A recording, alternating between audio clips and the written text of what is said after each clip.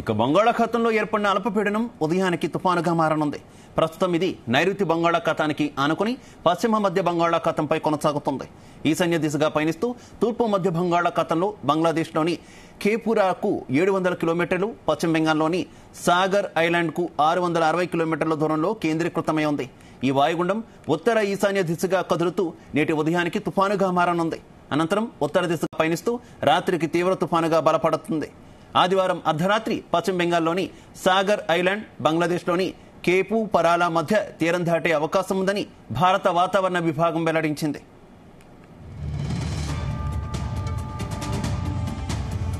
ఇక దీని ప్రభావంతో ఆంధ్రప్రదేశ్లోని అల్లూరి సీతారామరాజు, అనకాపల్లి, కాకినాడ, చిత్తూరు, విజయనగరం, పార్వతీపురం మన్యం, విశాఖపట్నం, కోనసీమ, తూర్పుగోదావరి, పశ్చిమ గోదావరి, కృష్ణా, గుంటూరు, బాపట్ల, అన్నమయ్య, తిరుపతి, శ్రీ సత్యసాయి, వైఎస్ఆర్ జిల్లాల్లో తేలికపాటి వర్షాలు కురిసే అవకాశం ఉందని వాతావరణ శాఖ తెలిపింది.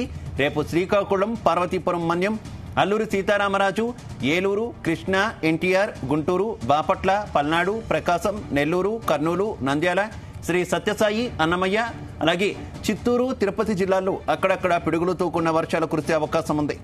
గంటకు 30 నుంచి 40 కిలోమీటర్ల వేగంతో ఈదురుగాలులు వీస్తాయని వాతావరణ శాఖ తెలిపింది.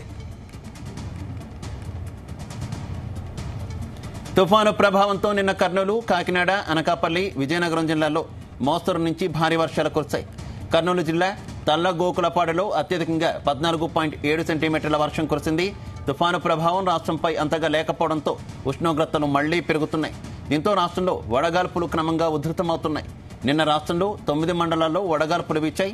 ఇవాళ విజయనగరం జిల్లాలో 15, శ్రీకాకుళంలో 10, పార్వతీపురం మన్యంలో 5, అనకాపల్లిలో 5 మండలాల్లో వడగాల్పులు వీస్తాయని రాష్ట్ర విపత్తుల నిర్వహణ సంస్థ తెలిపింది.